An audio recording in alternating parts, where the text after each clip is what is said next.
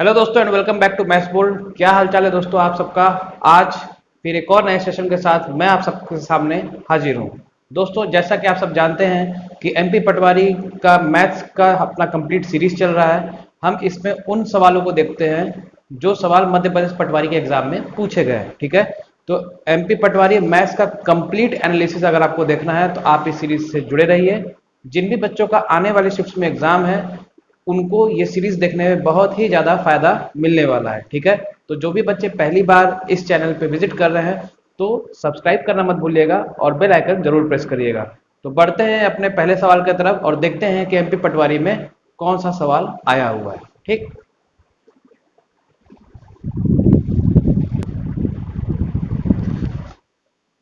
तो दोस्तों स्टार्ट करते हैं अपना सफर एमपी पटवारी के सवालों का। ठीक है, ये है पहला सवाल, ध्यान से देखिए। अंक 1, 2, 3, 4 और 5 का उपयोग करके 5 अंकों की संख्या बनाई गई है। तो संख्या का 5 से विभाजित होने की क्या प्रायिकता होगी। प्रायिकता मतलब आपको पता है प्रोबेबिलिटी। ठीक है, पुनरावृत्ति के साथ। ठीक, 5 digit number is formed using the digits 1, 2, 3, 4 and 5। So what is the probability that the number is divisible by 5। सवाल कुछ इस तरह से है कि आपके पास 5 संख्याएं दी हुई हैं, 1, 2, 3, 4 और 5। ठीक है, बोला गया है कि इन संख्याओं से हम कितनी ऐसी क्या कहते हैं संख्या बना सकते हैं, नंबर्स बना सकते हैं जो कि 5 से डिवाइड होता हो। ठीक, तो प्रोबेबिलिटी आपको पता है कि प्रोबेबिलिटी ऑफ इवेंट्स क्या होता है, number of favourable events by total events. ठीक है, क्लियर। अब देखिए बात करते हैं कि 5 संख्याओं के बारे में बोल रहा है विथ रिपीटिशन। ठीक है, मतलब पुनरावृत्ति, मतलब बार बार रिपीट हो सकते हैं। तो 5 संख्या जो है वो कितने बार में हो सकते हैं, 5 फैक्टोरियल। ठीक है, बेसिक सी चीज है। अब ये कह रहा है कि कितनी संख्याएं होंगी जो कि 5 से विभाजित होती होंगी। तो आपको पता है कि 5 से विभाजित होने के लिए किसी भी संख्या के लिए जरूरी चीज क्या होती है कि संख्या का जो आखिरी का जो डिजिट होता है वो या तो 0 रहे और या तो 5 रहे। ठीक है, या तो 0 रहे या तो 5 रहे। क्लियर। अब यहाँ पे कहीं 0 तो दिख नहीं रहा है, तो कुल मिला के बाद क्या है कि आखिरी संख्या क्या होगी, 5। ठीक है, तो आखिरी की संख्या तो हो गई 5, तो बची कितनी संख्याएं, 4। ठीक है, 4 संख्या बची, तो इन चारों संख्या को हम कितने वेज में कर सकते हैं, 4 फैक्टोरियल में। क्लियर। अब इसको सॉल्व कर दे रहे हैं, ये हो गया 4 फैक्टोरियल और ये हो गया 5 फैक्टोरियल। तो इसको हम लिख सकते हैं 5 इंटू 4 फैक्टोरियल, तो ये दोनों कैंसिल हो गया, मतलब आंसर आ गया 1/5। ठीक है, बस इतनी सी इसकी कहानी थी, यही इसमें करना था। समझ में आया दोस्तों, ये है आपका प्रोबेबिलिटी पे सवाल। ठीक है, तो सवाल देख लीजिए, इसी तरह का सवाल आया हुआ है। बढ़ते हैं अगले सवाल के तरफ।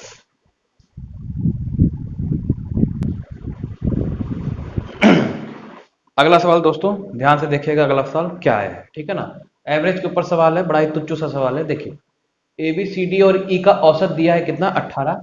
तो आपको a/5 plus b/5 plus c/5 plus d/5 plus e/5 का औसत बताना है। ठीक है, the average of A B C D is 18, so what is the average of this. ठीक है, ये सवाल जो है बच्चों, इस सवाल को क्या कहते हैं, पेन भी टच करने की जरूरत नहीं है। इसका डायरेक्ट आंसर है 18/5, 18/5। कैसे, देखिए ध्यान से देखिए। एवरेज मतलब बच्चों क्या होता है, एवरेज मतलब होता है योग, मतलब संख्याओं का योग बटे कुल संख्या। ठीक है, मैं आपको इसका एक्सप्लेनेशन दे रहा हूं। ठीक है ना, आंसर इसका 18/5 है। अब मैं बता रहा हूं हो कैसे रहा, योग बटे कुल होता है। क्लियर। दिया हुआ है कि ABCDE का औसत 18 है, मतलब ये बताया हुआ है सवाल में, दिया हुआ है कि ABCDE का औसत 18 है। तो क्या इसका मतलब यही हुआ कि ABCDE का योग बटे 5 कितना है, 18। यही चीज दिया हुआ है, ये क्या है, योग बटे कुल कितना है, 18। ठीक, अब आप ये चीज बताइए, पूछ रहा है कि इसका एवरेज क्या होगा। तो a/5 plus b/5 plus c/5 plus d/5 plus e/5। ठीक है, इस चीज को क्या हम ये नहीं लिख सकते, ये क्या है, एलसीएम हो जाएगा हमारा 5, तो सीधे सीधे हमारे पास क्या हो जाएगा, नीचे में 5। क्लियर है आपको। ठीक है, तो हमको क्या बताना है, इसका औसत। तो ये ऑलरेडी आपके पास कितना आया हुआ है, 18, ये देख रहे हैं। ठीक है, ये तो आपके पास योग हो गया। ठीक, और बटे कुल संख्या, कुल संख्याएं कितनी है, 1, 2, 3, 4 और 5, 18/5, ये हो गया आपका आंसर। समझ में आया। इस सवाल को कहीं से आपका ऐसे देखने की भी जरूरत नहीं थी, सीधे सिर्फ क्या कहते हैं आप ऑब्जर्व करके इसको निकाल सकते थे। 18/5, ठीक है ना, यानी कि आपका 3.6, ठीक है, क्लियर। तो ये है आपका सवाल, ठीक है ना। बढ़ते हैं अगले सवाल की तरफ। अगला सवाल दोस्तों देखिए, एमपी पटवारी का सवाल बड़ा बेसिक सा दोस्तों है, लेकिन ये सवाल थोड़ा टाइम टेकिंग भी कर सकते हैं, ठीक है ना। देखिए कैसे सवाल है आपका कि 9 अंकों की संख्या इतनी दी हुई है जो आपके सामने है, ठीक है, 72 से विभाजित होती है तो √9x प्लस √9y का मान क्या होगा, ठीक है। उसी तरीके से आपका ये भी दिया हुआ है, ठीक है ना, इन इंग्लिश मीडियम। नाउ देखिए, अब मैं सवाल पे सीधे आता हूं। देखिए ये क्या है, संख्या अपने पास है 4 5 8 9 8 x 7 y और 2। सबसे पहली बात दोस्तों, बात यह है कि ये सवाल जो है अपने आप में इनकम्प्लीट है। क्यों? क्योंकि ऐसा जो सवाल होता है उसमें 2 से 3 पॉसिबिलिटीज आती हैं, तो हम ऑप्शंस को देख करके ही हम बता सकते हैं कि इसका एक्चुअल आंसर क्या रहा होगा। लेकिन जो इसका कॉन्सेप्ट है, मैं आपको कॉन्सेप्ट बता देता हूं। ऑप्शन के अकॉर्डिंग जो भी उसमें आया होगा वही उसका फाइनल आंसर रहा होगा, ठीक है। तो कॉन्सेप्ट ध्यान से सुनिएगा। ये बोला है कि ये जो संख्या है किससे विभाजित होती है, 72 से। 72 से विभाजित होना मतलब क्या है कि इसके दो को प्राइम नंबर्स क्या हो जाएंगे, 8 और 9। मतलब 72 से अगर विभाजित हो रहा है तो 8 और 9 से विभाजित हो रहा होगा, ठीक। अब ध्यान से सुनिए, हमें इन दोनों के लिए चेक करना पड़ेगा डिविजिबिलिटी नियम सभी को पता है, ठीक। सबसे पहले हम बात करते हैं 8 के लिए। अगर 8 के लिए आप देखेंगे तो आपको पता है कि 8 की डिविजिबिलिटी क्या होती है कि आखिरी के जो 3 संख्या होती हैं, अगर वो 8 से डिविजिबल हो रहा है तो पूरा का पूरा नंबर जो है 8 से डिविजिबल होता है, ठीक है। तो देखिए यहां पे अगर मैं बात करता हूं y का मान ऐसा क्या रखेंगे कि ये 8 से डिविजिबल होगा, ठीक है। तो आप देखेंगे कि अगर मैं y का मान रखता हूं 1, ठीक है, अगर 1 रखता हूं तो क्या ये डिविजिबल हो पाएगा? 8 का 8 बार में हो गया 64 और 72 क्या हो गया, कैंसिल, ठीक ना, मतलब कैंसिल हो जा रहा है। तो y का मान हो गया 1। y का मान आप 2 रख के देखेंगे, 3 रख के देखेंगे, 4 रख के देखेंगे, नहीं होगा। इसके बाद y का मान आप रखेंगे 5।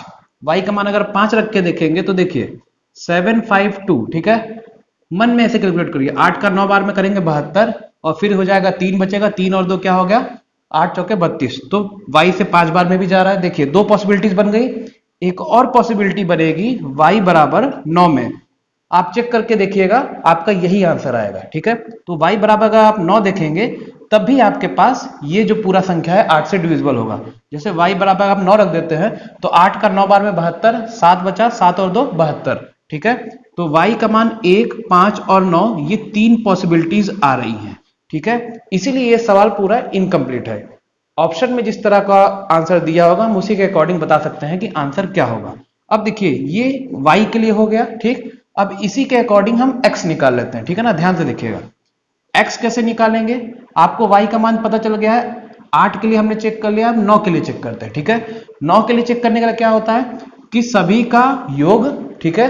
अगर सभी संख्याओं का योग जो है अगर वो 9 से विभाजित हो रहा है तो पूरी की पूरी संख्या भी 9 से विभाजित होगी, ठीक है। तो देखिए 5 और 4 क्या हो गया, 9, 9 और 8 हो गया 17, 17 और 9 हो गया 26, 26 और 8 हो गया 34, 34 और 7 हो गया 41 और 2 43, ठीक है। मतलब आपके पास सभी संख्याओं का योग क्या हो गया 43, क्लियर। प्लस क्या है x प्लस y, ठीक है। ये क्या आया है जब हम डिविजिबिलिटी बाई 9 चेक कर रहे हैं, ठीक है ना। इसीलिए मैंने बोला कि मैं आपको कॉन्सेप्ट बता रहा हूं, थोड़ा ये हल्का सा आपके लिए लंबा पड़ सकता है, ठीक है। लेकिन अगर ऑप्शन देता तो सवाल हम यूं ही कर देते, ठीक। अब हम y का मान रखते जाते हैं, ठीक ना। पहले हम रखते हैं y का वैल्यू 1।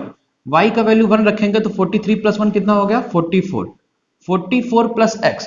अब x के जगह हम ऐसी कौन सी संख्या रखें कि हमारा ये जो है ये पूरा का पूरा 9 से विभाजित हो जाए। ऑब्वियस सी बात है, अगर x का मान अगर मैं 1 रखूंगा तो ये पूरा का पूरा हो जाएगा, ठीक है। अगर x का वैल्यू अगर हम 1 रखते हैं तो कितना हो जाएगा 45, और 45 9 से डिविजिबल होता है, ठीक है। मतलब अगर y 1 है तो x भी कितना होगा बच्चों 1, ठीक है। y के 1 रखने पे x आता है 1, क्लियर। अब उसी तरीके से हम अगले कॉन्सेप्ट पे चलते हैं। जब y को हम रखते हैं 5 तो 43 प्लस 5 क्या हो जाएगा बच्चों 48, 48 प्लस x। x का मान ऐसा क्या रहे कि इन दोनों का सम करने पर, योग करने पर 9 से विभाजित हो। तो आप पाएंगे कि 48 के बाद जो अगला जो संख्या होता है जो डिवाइड होगा 9 से वो है 54, ठीक है 54। तो ऐसा क्या रखें कि ये आपका डिवाइड होगा, ये हो गया 6, तो y के 5 रखने पे x कितना आ रहा है 6, ठीक है। उसी तरीके से अब हम रखते हैं y का मान कितना 9, तो 9 और 3 कितना हो गया 12, मतलब 52 प्लस x आ गया। इसमें तो कोई दिक्कत की बात नहीं, यहाँ पे क्या होगा x का मान 2 होगा तभी होगा 54 जो कि 9 से डिवाइड होगा, तो यहाँ क्या हो गया x बराबर 2। तो आप ये देख पा रहे हैं कि कुल मिलाकर के कितनी पॉसिबिलिटीज बन रही हैं, 3 पॉसिबिलिटीज, ठीक है, मतलब 3 पेयर बन रहा है। तो इसीलिए मैं बोल रहा हूं कि ये सवाल अधूरा है, ठीक है। या तो सवाल ये पूछता कि सबसे छोटी संख्या जो है आप वो बताइए, या पूछता कि जो सबसे बड़ी संख्या है आप उसको बताइए, ठीक है। अब देखो आपके पास यही है, इन तीनों में से आप जो भी रख के देखेंगे आपका फाइनल आंसर आ जाएगा। मैं आपको एक वैल्यू रख करके बता दे रहा हूं, ठीक है। ये है 1 और ये भी है 1, तो पूछा क्या है √9x प्लस 9y, 9 इंटू 1 हो गया प्लस 9 इंटू 1 हो गया, ठीक है, कितना हो गया √18, ठीक है, मतलब ये हो जाएगा 3√2, क्लियर। तो ये हो गया 3√2। उसी तरीके से आप इसको रखेंगे तो कुछ और आंसर आएगा, इन दोनों को रखेंगे तो कुछ और आंसर आएगा, ठीक है। तो ये था दोस्तों पूरा कॉन्सेप्ट, ये था आपके पास पॉसिबिलिटीज और ये रहा सॉल्यूशन, ठीक है। आई होप आपको समझ में आ गया होगा। बेहद ही बेहतरीन सवाल था ये, नंबर सिस्टम का डिविजिबिलिटी रूल जिसमें शामिल है, ठीक है। बढ़ते हैं अगले सवाल के तरफ।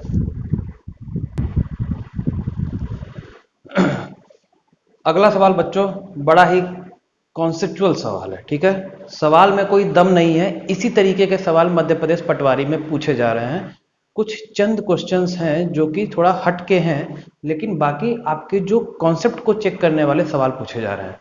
तो अगर आपका कॉन्सेप्ट अच्छा है, क्लियर है, तो आप आसानी से कर ले जाएंगे। कॉन्सेप्ट क्लियर नहीं है तो आप उसी में ही, उसी के चक्रव्यूह में आप रह जाएंगे, ठीक। तो चक्रव्यूह से बाहर निकलने के लिए इस सवाल को हल करने की ओर हम अग्रसर होते हैं। ध्यान से देखिए, विक्रय मूल्य पर लाभ दिया है 6 सही 2/3%। सबसे पहला चीज तो याद रखे रहिए, किस पे दिया है, विक्रय मूल्य पर, क्लियर।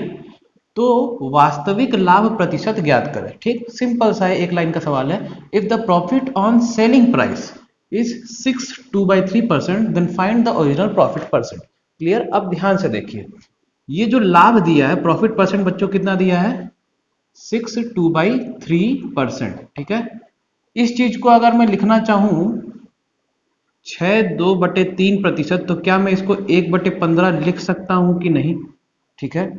बता दे रहे हैं कैसे, 3 इंटू 6 हो गया 18 प्लस 2 क्या हो गया 20, 20/3 और प्रतिशत है तो नीचे हो गया 100, 20 का 5 बार में गया तो 3 और 5 और ऊपर 1 है तो 1/15 हो गया कि नहीं, ठीक है। समझ में आ रहा है। तो ये आपके पास क्या दिया है बच्चों, ये है आपके पास प्रॉफिट परसेंट, ठीक है। अब प्रॉफिट परसेंट है तो प्रॉफिट के सामने ये क्या हो गया बच्चों प्रॉफिट, और बोला क्या है कि विक्रय मूल्य पर ये लाभ दिया जा रहा है, तो मतलब ये क्या है सेलिंग प्राइस, क्लियर। आमतौर पे जब भी कुछ ना लिखा रहा है तो आपको हमेशा ये पता है कि लाभ या हानि जो भी होता है हम हमेशा क्रय मूल्य के ही हिसाब से देखते हैं, लेकिन सवाल में खुद दिया है कि विक्रय मूल्य पर दिया जा रहा है, तो इसलिए हमने यहाँ पे नीचे विक्रय मूल्य लिया है एसपी, ठीक। प्रॉफिट इतना है, एसपी इतना है, तो सीपी कितना हो जाएगा बच्चों, सीपी हो जाएगा सेलिंग प्राइस माइनस ये, मतलब 15 माइनस 1 कितना हो जाएगा 14, ठीक है। अगर इसमें डाउट है कि ये कैसे आया है तो आपको ये चीज पता होगी कि प्रॉफिट बराबर क्या होता है एसपी माइनस का सीपी। हमें क्या पता करना है सीपी, तो सीपी क्या हो जाएगा बच्चों, सीपी बराबर हो जाएगा एसपी माइनस प्रॉफिट। एसपी हो गया 15, प्रॉफिट हो गया 1, माइनस किया तो सीपी बराबर हो गया 14, क्लियर हो गया, ठीक है। तो सीपी हमारे पास 14 है, एसपी 15 है, प्रॉफिट 1 है। अब आते हैं सवाल पर, पूछा क्या है तो वास्तविक लाभ प्रतिशत क्या होगा, मतलब ओरिजिनल प्रॉफिट परसेंट। तो प्रॉफिट परसेंट जब ओरिजिनली अगर बात किया जाए तो हमेशा सीपी पे होता है, ठीक है। तो हम उसको सॉल्व करते हैं, ठीक है। आपके पास ये तीनों चीजें आ गई हैं, ठीक है। अब देखिए सीपी कितना है बच्चों 14, एसपी कितना है 15, क्लियर। हमसे पूछा है वास्तविक लाभ क्या है, वास्तविक लाभ क्या हो जाएगा 14 में खरीदा है 15 में बेचा है, तो लाभ कितने का है 1 का, 1 का लाभ है किस पे बोला है पता करने के लिए, वास्तविक पे, मतलब 14 पे पता करना होगा सीपी पे इंटू 100, ठीक है। सॉल्व करके देखिए कुछ और कैंसिल हो जाए, 2 का 7 बार में, 2 का 50 बार में, अगर और कैंसिल करेंगे तो 7 सही 1/7% होगा आपका फाइनल आंसर लाभ प्रतिशत का, ठीक है। समझ में आए, इतना प्रतिशत आपका लाभ होगा वास्तविक तौर पर, ठीक है। यही कॉन्सेप्ट है, इसके अलावा कुछ नहीं है। फिर से अगर आप चाहेंगे बता देते हैं, प्रॉफिट परसेंट ये है, प्रॉफिट परसेंट है तो ये 1/15 हो गया। सेलिंग प्राइस पे बोल रहा है तो ये नीचे सेलिंग प्राइस, ऊपर है प्रॉफिट। क्लियर। अब आपने यहां से देखा तो सीपी आपने निकाल लिया, कैसे निकालना ये आपको बता दिया है।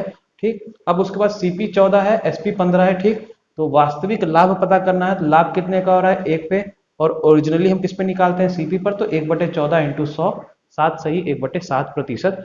ये है आपका फाइनल आंसर। ठीक दोस्तों, अगर सेशन पसंद आ रहा होगा तो कमेंट सेक्शन में जाकर के एक लाइक जरूर कर दीजिएगा। ठीक है, और कमेंट कर दीजिएगा कि आपको सेशन कैसा लग रहा है, आपको मजा आ रहा है कि नहीं आ रहा है। और अगर देख रहे हो तो ज्यादा से ज्यादा लोगों को शेयर भी करना ना भूलें। ठीक है, बढ़ते हैं अगले सवाल के तरफ।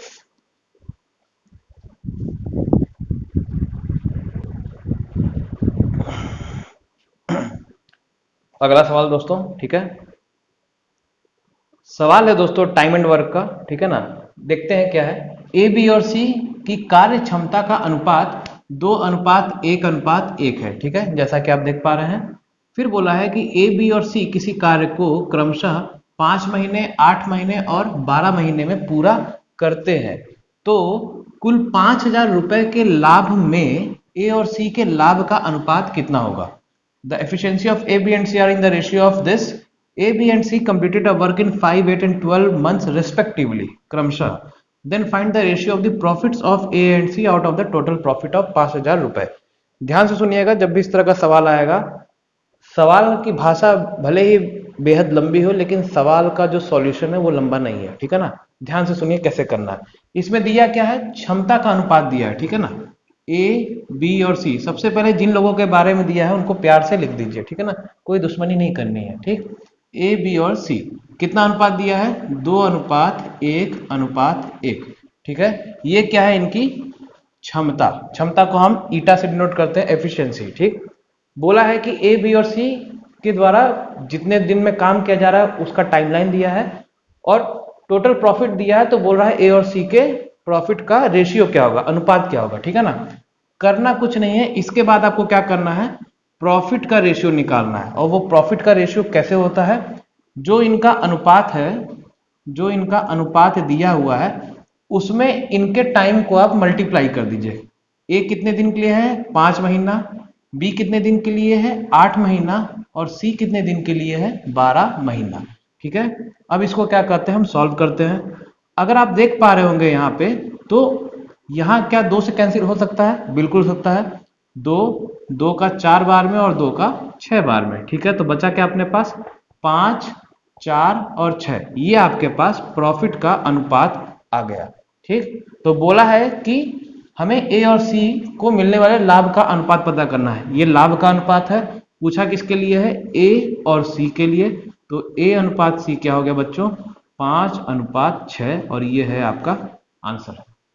ठीक है, तो कैसा लगा दोस्तों सवाल, और कैसा लगा आपको कॉन्सेप्ट, कमेंट सेक्शन में जरूर बताइएगा। ठीक है ना, सवाल देखिए पूछा कभी कभी ऐसा जाता है कि बच्चा देख के डर जाए, लेकिन मैं वही बता रहा हूं आपसे, कॉन्सेप्ट अगर आपका क्लियर है तो आपको घबराने की कोई बात नहीं है। और कॉन्सेप्ट आपको मैथ्स बोर्ड पे बहुत ही शानदार तरीके से मैं बताने की पूरी कोशिश कर रहा हूं। ठीक है ना, देखते हैं दोस्तों, अगर आपको स्क्रीनशॉट लेना है तो स्क्रीनशॉट ले सकते हैं। बढ़ते हैं अगले सवाल की तरफ और देखते हैं कि पटवारी का सवाल क्या है। दोस्तों अगला सवाल आपके सामने, ठीक है, टाइम एंड वर्क का ये सवाल है। सॉरी, टाइम एंड वर्क का नहीं है, ये आपका रेशियो एंड प्रोपोर्शन का सवाल है। ठीक है, देखिए सवाल पहले पढ़ देता हूं आपके लिए। ये सवाल पटवारी का पूछा हुआ है, और सवाल का देखिए लेवल क्या है, कोई ज्यादा खास लेवल नहीं है, सिर्फ कॉन्सेप्चुअल लेवल है। अगर आपको कॉन्सेप्ट पता है तो आप आसानी से कर ले जाएंगे। ए और बी की पूंजी का अनुपात दिया है 8:7। ठीक, तो 5 महीने बाद ए अपनी पूंजी का 1/4 भाग और बी अपनी पूंजी का 1/7 भाग निकाल लेता है। यदि कुल लाभ 477 रुपए है तो ए का लाभ ज्ञात करें। The capitals of A and B are in the ratio of 8:7. After 5 months, A withdraws 1/4 and B withdraws 1/7 of his capital. If the total profit is 477, then find the share of A in the profit. ठीक है, bilingual है, आपको कोई दिक्कत नहीं होगी। अब इस सवाल को हम सिंगल लाइन में करेंगे, ध्यान से देखिएगा। जब भी इस तरह का सवाल आए, अप्रोच कैसे करना है, सवाल बड़ा है, कॉन्सेप्ट बड़ा नहीं है। ठीक है, ए अनुपात बी सबसे पहले लिखिए, जो सदस्य दिए हुए हैं उनको सबसे पहले आप लिख दीजिए, उनके बीच में 2 टिकुली लगा दीजिए, रेशियो अनुपात। ठीक है, अब देखो सवाल क्या दिया है कि 5 महीने के बाद, ठीक है, 5 महीने के बाद अपना जो भी मतलब मैनिपुलेशन कर रहे हैं, 5 महीने के बाद कर रहे हैं, 5 महीने तक तो उन्होंने अपना ये राशि लगाया हुआ था और वो राशि कितने अनुपात में है, 8:7। मतलब ए ने 8 को कितने महीने के लगाया, 5 महीने के लिए। उसी तरीके से बी ने भी 7 को कितने दिन के लिए लगाया, 5 महीने के लिए, ठीक है। अब ये बोल रहा है कि 5 महीने के बाद ए 1/4 निकाल लेता है। तो देखो 8 ए का है, 1/4 निकालना मतलब कि कम करना, कम यानी कि -1/4 किसका, 8 का। तो 4 से 2 बार में जाएगा, 8 - 2 हो गया 6। तो क्या हो गया कैपिटल, 6 हो गया। उसी तरीके से बी कितना निकाल रहा है, 1/7। तो 7 इसका राशि था, 1/7 निकाल रहा है किसका, 7 का। 7 से 7 कटा तो 7 - 1 कितना हो गया बच्चों, 6। समझ में आ रहा है। लेकिन अब ये सोचोगे कि इसको कितने महीने के लिए करना, वो तो दिया नहीं है। तो ये बाय डिफॉल्ट होता है कि जब 5 महीने के लिए है, हम अगर कुछ ना दिया हो तो हम उसको 12 महीने यानी कि 1 साल मान के चलते हैं। तो 5 महीने तक का तो काम हो गया है। तो 12 महीने में से 5 महीने काटेंगे तो कितना बचा, 7 महीना। तो दोनों के लिए क्या हो गया, 7-7 महीने। समझ में आ रहा है बच्चों, ठीक है। अब देखो ये हो गया आपका सवाल यहीं पे खत्म। ये जो चीज आपने समय और राशि को मल्टीप्लाई करके आपने जो किया है, यही होता है प्रॉफिट, ठीक है। यही क्या होता है, क्या होता है, प्रॉफिट। अब सॉल्व करते हैं। 8 × 5 हो गया 40 और 6 × 7 क्या हो गया बच्चों, 42। 40 + 42 कितना हो गया, 82, ठीक है। उसी तरीके 7 × 5 = 35, 6 × 7 = 42, ठीक है ना। 5 2 7 और 4 3 7, ये क्या हो गया 82:77। ये किसका है, A/B है। समझ में आ रहा है, ठीक। अब ये हो गया प्रॉफिट और यही प्रॉफिट दिया है कितना है आपका, 477, जो कि टोटल प्रॉफिट है। टोटल यानी कि इन दोनों का योग। तो बच्चों इन दोनों का योग कर दें कितना आ जाएगा, 7 2 8 7 15, 159। और ये किसके बराबर दिया है, 477। तो 1 यूनिट का मान बच्चों अगर आप निकालेंगे तो आ जाएगा 3। पूछा है कि ए का शेयर कितना होगा, ए का शेयर यानी कि 82। तो 82 मतलब कितना हो गया, 82 × 3 मतलब 246 रुपया। ये हो गया आपका सवाल यहीं पे खत्म। तो कैसा लगा बच्चों आपको ये सवाल और ये कॉन्सेप्ट आपको कैसा लगा, एक बार कमेंट सेक्शन में जरूर बताइएगा। अगर कॉन्सेप्ट पसंद आया हो, एक्सप्लेनेशन पसंद आया हो तो लाइक जरूर करिएगा, ठीक है। बढ़ते हैं अगले सवाल की तरफ। इसी तरह के बेहतरीन सवाल आपके लिए लाए जा रहे हैं और देखते हैं कि अगला सवाल क्या है। अब दोस्तों ये अगला सवाल है टाइम एंड वर्क के ऊपर, ठीक है। और अब की बार टाइम एंड वर्क का ही है, लास्ट बार मैंने रेशियो एंड प्रोपोर्शन बोल दिया था। सवाल देखते हैं दोस्तों, ठीक है। बाइलिंगुअल है, कोई दिक्कत की बात नहीं है, ठीक है ना। आपको जिसमें मन है आप उसमें देख सकते हैं। एक्स और वाई किसी काम को 24 दिन में करते हैं और वाई और जेड किसी काम को मतलब उसी काम को 36 दिन में करते हैं, ठीक है। जो इन्फॉर्मेशन दिया हुआ है मैं उसको प्यार से ऐसे ही लिख दे रहा हूँ। एक्स और वाई कितने दिन में कर रहे हैं, 24 दिन में। और वाई और जेड बच्चों कितने दिन में कर रहे हैं, ये कर रहे हैं 36 दिन में, ठीक है। समझ में आ रहा है। फिर बोल रहा है कि एक्स और वाई ने काम शुरू किया और 12 दिनों तक काम किया, ठीक है। फिर वो जो भी कहानी है उसको बाद में रहने देते हैं। अभी जो इन्फॉर्मेशन दिया है इससे हम क्या निकाल सकते हैं, एलसीएम मेथड से। कितना आ जाएगा दोनों का एलसीएम, 72, ठीक है। तो अगर क्षमता के बारे में बात करूं तो 24 का 3 बार में और 36 का 2 बार में। यहां तक तो सीन क्लियर है। अब आते हैं सवाल पे। क्या दिया है, एक्स और वाई ने काम शुरू किया और 12 दिनों तक काम किया, ठीक है ना। तो एक्स और वाई बंधुओं के बारे में बात किया जा रहा है, ठीक है। 12 दिन तक काम किए तो इनके द्वारा जो किया गया कार्य है 12 दिनों में वो कितना होगा। तो कार्य बट्टे क्या हो जाता है, क्षमता। एक्स और वाई की क्षमता कितना है, एक्स प्लस वाई का 3 और गुणे दिन इंटू 12, तो कितना हो गया 36। ये क्या है, 36 कार्य, ठीक। यहां तक क्लियर हुआ। अब उसके बाद बोला है कि फिर एक्स ने काम को छोड़ दिया, मतलब एक्स जो है काम को छोड़ दिया, नाराज हो गया, रूठ गया, उसका मन नहीं कर रहा था, ठीक है, पटरी नहीं बैठी। तो बोला है तो वाई और जेड शेष कार्य को कितने दिन में कर पाएंगे। तो पूछा है तो वाई और जेड कितने दिन में शेष कार्य को कर पाएंगे। आसान सा है, दिन बराबर क्या हो जाएगा, बचा हुआ कार्य, शेष बचा हुआ कार्य क्या है, टोटल कार्य हो गया 72, कार्य कितना हुआ 36, तो कार्य जो बचा है वो कितना हो गया 72 - 36 यानी कि 36। ये हो गया शेष कार्य, ठीक है। और वाई और जेड के द्वारा बोल रहा है तो वाई प्लस जेड की एफिशिएंसी कितनी हो जाएगी, 2। तो कुल मिला के जो कार्य होगा कितने दिन में होगा बचा हुआ, 18 दिन में। समझ में आया दोस्तों, सवाल में कोई दम नहीं था, बस इतना बड़ा सा स्टेटमेंट दे दिया है। Concept concept concept concept clear है तो आपसे बनेगा, कॉन्सेप्ट क्लियर नहीं है तो आपको दिक्कत होगी, ठीक है। पूरे आपका ये जो चैप्टर है टाइम एंड वर्क का, मैं आपको एक बात बहुत ही सटीक रूप से बोलना चाहता हूँ कि पूरा टाइम एंड वर्क जो है ये पूरा का पूरा आपका एलसीएम टेक्निक पे पूरा ये बेस्ड है, ठीक है ना। अगर आप कोई और करने के लिए आपके पास तमाम तरीके हैं, लेकिन सबसे जो बेस्ट मेथड है वो होता है एलसीएम मेथड, ठीक है ना। कैसा भी सवाल हो आप घुमा फिरा के आप आंसर ले ही आएंगे, लेकिन कॉन्सेप्ट के साथ, ठीक है। तो कॉन्सेप्ट पकड़ के चलना है और इस तरह से ये पूरा का पूरा सॉल्यूशन था। बढ़ते हैं हम अगले सवाल की तरफ। सेशन पसंद आया तो लाइक जरूर कर दीजिएगा, ठीक है ना। देखते हैं अगला सवाल क्या है अपने व्हाइट बोर्ड पर।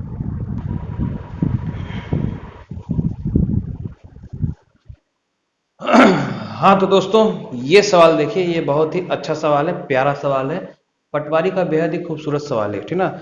सवाल का स्टेटमेंट तो ज्यादा बड़ा नहीं है, लेकिन सवाल में कह सकते हैं कि थोड़ा दम है, ठीक। सवाल क्या है, किसी वस्तु के अंकित मूल्य को क्रय मूल्य से 60% अधिक अंकित किया जाता है, तो अंकित मूल्य पर 10% की छूट कितनी बार दी जाए कि कोई हानि ना हो, ठीक ना। मतलब कितनी बार हम छूट दे सकते हैं कि कोई भी हानि उस पर ना हो, ठीक। तो देखिए बोला क्या है कि जो अंकित मूल्य है 60% ज्यादा है क्रय मूल्य से। क्रय मूल्य हमको पता है कि हम हमेशा क्या मानते हैं, 100%। मतलब किसी भी चीज को हम पूर्ण रूप से क्या मानते हैं, 100%। तो क्रय मूल्य हमारा क्या है, 100%, ठीक। अब बोला है कि इससे 60% ज्यादा क्या है, अंकित मूल्य, मतलब मार्क प्राइस। कितना है बच्चों, 60% ज्यादा, यानी कि 160%, ठीक है। अब खेला हो बे, मतलब अब यहां से असली गेम शुरू होगा, ठीक। क्या बोल रहा है कि अंकित मूल्य पर कितने बार 10% की छूट दी जाए कि कोई हानि ना हो। हानि ना हो मतलब कि 100%, मतलब 100 रुपया पे अगर आपने खरीदा है तो 100 रुपए तक ही रहे, उससे नीचे ना जाए, मतलब 100% से नीचे ना जाए। तो देखिए कैसे करना है, अब मैं इसको अलग से बता रहा हूँ। 160% है, इस पे आपने 10% का छूट दिया, ठीक है ना। 10% का अगर आप छूट दोगे तो कितना हो जाएगा, 16, ठीक है। 16 हो जाएगा, 16%, क्लियर है। सॉल्व करेंगे तो कितना हो जाएगा, 144%। ये हो गया पहली बार, ठीक है। मतलब एक बार डिस्काउंट दे दिए तो आपके पास ये हो गया, ठीक है। ये हो गया फर्स्ट टाइम। उसके बाद क्या हो गया, 144 है, इसका 10% माइनस कर देते हैं तो कितना हो जाएगा बच्चों, 14.4%। इसको सॉल्व करेंगे तो कितना आ जाएगा आपके पास, ये आ जाएगा 0.6, 13 में से 4 9 और 3 में से 1 2, 129.6%, ठीक है।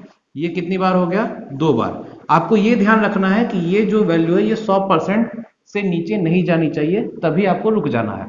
फिर तीसरा स्टेप, और 10% कम कर देते हैं, 10% और कम कर दें कितना हो जाएगा, 12.96%, ठीक है। आई होप आपको ये समझ में आ रहा होगा कि ये संख्या कैसे आ रही है, सिर्फ हम 10% निकालते जा रहे हैं, ठीक है ना। ठीक है, क्लियर। अब देखो सॉल्व करेंगे क्या जाएगा, 15 में से 9 हो गया 6, 8 में से 2 हो गया 6, 116.64%, ठीक है। तो ये कितनी बार हो गया, 3 बार। 116 अभी भी ये ज्यादा है, इसको और माइनस करके देखते हैं, ठीक है ना। मैं यहाँ पे ले आ रहा हूँ, अपने पास कितना था, 116.64%। अगर इसको हम और सॉल्व करेंगे क्या हो जाएगा, माइनस का 11.66%, ठीक है। यानी कि अगर आप इसको लेना चाहे तो लगभग मान लीजिए 12% मान लीजिए, ठीक है ना। ऐसे करके मान लीजिए, राउंड ऑफ कर लीजिए, क्या हो जाएगा 6 4, और 6 में से 2 हो गया 4, एक में से एक शून्य, मतलब ये आपका हो गया 104.64%, ठीक। समझ में आया। तो 1 2 3 और ये कितनी बार हो गया बच्चों, चौथी बार। तो कुल मिला के आप देख रहे हैं कि आपने कितनी बार किया कि आपका वो 100% से कम नहीं हुआ, 104.64%। अगर एक बार और आप देना चाहते हैं तो 104.64 करेंगे और इसका 10% निकालेंगे बच्चों, तो कितना हो जाएगा, माइनस का 10.46%। और ये ऑब्वियस सी बात है, आपका 100% से ये आपका क्या रहेगा, कम रहेगा, ठीक है। समझ में आ रहा है, 100% से कम रहेगा। तो कुल मिलाकर के कितनी बार उस 10% की छूट को दिया जाए ताकि 100% से कम ना हो, 1 2 3 और ये 4। समझ में आया। जो आखिरी वाला डिस्काउंट है वो कितना है, 104.64%। समझ में आया। तो ये दोस्तों था कॉन्सेप्ट, क्लियर है। आई होप आपको समझ में आ गया होगा, ठीक है बच्चों। बढ़ते हैं अगले सवाल की तरफ। लेकिन ये सवाल जैसा कि आप देख रहे हैं बहुत ही अच्छा सवाल था, इसको इम्पोर्टेंट मार्क करके रखे रहिएगा। आने वाले एग्जाम्स के लिए भी इस तरह के सवाल अगर पूछे जाएं तो आपको ये पता होना चाहिए कि इसको सॉल्व कैसे करना है। ठीक है, मेरे सॉल्यूशंस आप देख रहे होंगे, कहीं भी आपको थ्योरेटिकल कुछ नहीं है, पूरा कॉन्सेप्ट पे बेस्ड है, ठीक है ना। तो इसी तरह का सॉल्यूशन है। बढ़ते हैं अगले सवाल की तरफ कि पटवारी में कौन सा सवाल आया हुआ है। अब दोस्तों देखते हैं अगला सवाल पटवारी का जो आया हुआ है। अच्छा, पटवारी में दोस्तों इस समय मतलब पूरा इतिहास ही बदल दिया व्यापम ने। अब तो व्यापम भी एक इतिहास हो चुका है, लेकिन ऐसे से सवालों की उम्मीद थी नहीं कि इस तरह के सवाल भी पूछे जाएंगे। कई सारे पीसीएस वाले जो बच्चे भी दिए हैं एमपी पटवारी का एग्जाम, तो उन्होंने दिया, वो मेरा ये मानना है कि ऑलरेडी वो सोच के रखे होंगे कि मेरा एग्जाम बहुत ही अच्छा जाएगा, लेकिन हुआ जस्ट उल्टा। उसमें से कुछ बच्चों का हुआ है, लेकिन बाकी लोगों का उस हिसाब से पेपर नहीं हुआ जैसा कि होना चाहिए था। बेसिकली ये पेपर उन लोगों के लिए ज़्यादा फायदेमंद है जो बैंक और एसएससी के जो बच्चे तैयारी कर रहे हैं, ठीक है ना। देखते हैं सवाल क्या पूछा है। किसी वस्तु का लाभ प्रतिशत कितना है? 250%, ठीक है ना। यदि क्रय मूल्य में 20% की वृद्धि होती है और विक्रय मूल्य स्थिर रहता है, तो विक्रय मूल्य पर ध्यान दीजिएगा, विक्रय मूल्य पर लाभ प्रतिशत कितना होगा? ठीक है, ध्यान से देखो इस सवाल को कैसे करना है, ठीक है ना। बड़ा ही इजी सा सवाल है। अप्रोच जैसे मैं बता रहा हूं उस तरह से करना, कभी भी नहीं फंसोगे। सबसे पहले मैं बात करता हूं इस वाले लाइन की, ठीक है ना। प्रॉफिट कितना दिया है? 250%, ठीक है। प्रॉफिट कितना दिया है? 250%। तो क्या 250% को मैं 250/100 नहीं लिख सकता? ठीक है, जीरो से जीरो कटा, इसको सिंप्लीफाई करेंगे तो कितना आ जाएगा? 5/2, ठीक है। मतलब कितना हो गया? 5/2, ठीक। ये प्रॉफिट है तो सामने वाला क्या हो, ये प्रॉफिट परसेंट जो दिया था, तो ये सामने वाला क्या हो गया? प्रॉफिट। और नीचे क्या हो गया? हमेशा लाभ या हानि किस पे होता है? क्रय मूल्य पे, तो ये हो गया सीपी। समझ में आया? अब ध्यान से देखिए, जो मैं बात बता रहा हूं उसको बस करना है। एक तरफ लिखो प्रॉफिट, बीच में लिखो सीपी और लिखो एसपी, ठीक है ना। जैसे भी लिखना है लिखो, बस आपको ये 3 चीजें आप नोट कर लीजिए, ठीक। देखो, प्रॉफिट बच्चों कितना है? 5 है। सीपी कितना है? 2। और प्रॉफिट और सीपी दिया है तो एसपी निकाल लोगे, दोनों का योग कितना हो जाएगा? 60। ये पहला केस था, क्लियर। अब बोल रहा है बच्चों कि सीपी क्या है? बढ़ा दिया जाता है 20% से, ठीक है। सीपी जो है 20% बढ़ा दिया जाता है और सेलिंग प्राइस जो है सेम है, मतलब एसपी सेम है, तो एसपी 7 का 7 ही रहेगा, ठीक। सीपी क्या है? बढ़ा दिया जा रहा है 20%। 20% यानी कि 120% किसका हो जा रहा है? पुराने सीपी का, मतलब 2 का। सॉल्व करोगे अगर तो देखो यहाँ पे क्या हो जाएगा? 0 0, 0 से 0 कटा, 12 दूनी 24/10 यानी कि 2.4, ठीक है। और ये क्या है आपके पास? प्रॉफिट, क्लियर है। तब पूछ रहा है कि what is the profit percent on SP. जब आपके पास ये कंडीशन हो रही है तो पूछ रहा है कि प्रॉफिट परसेंट क्या होगा, किस पर? एसपी पर। ध्यान रखिएगा, सीपी पे नहीं। कैलकुलेट किस पे किया जाता है? सीपी पर, क्रय मूल्य पर, लेकिन पूछ किस पे रहा है? एसपी पर। इस बात का ध्यान रखे रहिएगा। तो प्रॉफिट प्रतिशत अपना क्या हो जाएगा? प्रॉफिट बटे एसपी, चूंकि एसपी पे बोल रहा है, इंटू 100, ठीक है। प्रॉफिट बच्चों कितना हो जाएगा? देखिए सॉल्व करेंगे, ये सीपी है 2.4, एसपी है 7, तो कितना हो जाएगा? 4.6, ठीक है। ये हो गया। एसपी कितना आ गया बच्चों? 7 इंटू 100, ठीक है। सॉल्व करके देखते हैं, ये हो जाएगा 46/70 इंटू 100, ऐसा कुछ आएगा। 0 से 0 कटा, यानी कि 460/7%, ठीक है। अगर इसको आप सॉल्व करना चाहेंगे तो सॉल्व करके देखते हैं कितना आ जाएगा। ये आपका हो जाएगा 7 से 42,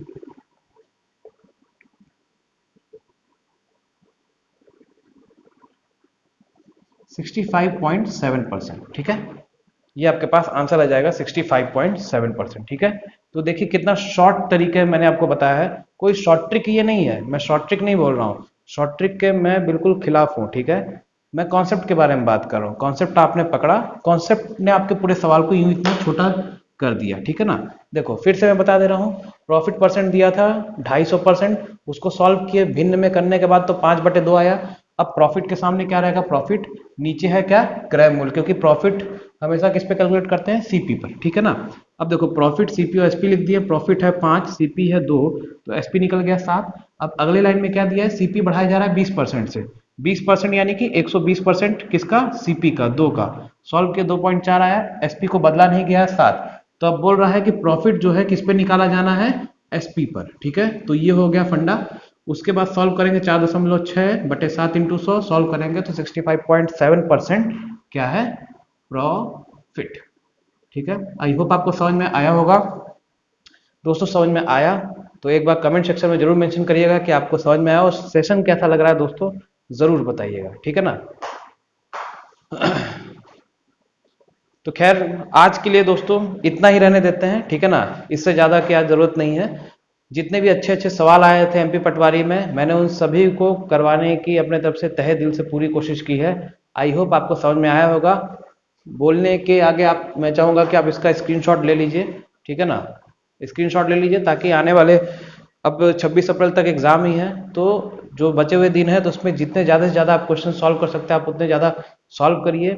बीच में आलतू फालतू की जो भी बातें चल रही हैं एनालिसिस को लेकर के आप कुछ मत देखिए, आप सीधे सीधे एग्जाम देने जाइए और अपना 110% बेस्ट दे करके आइए, ठीक है।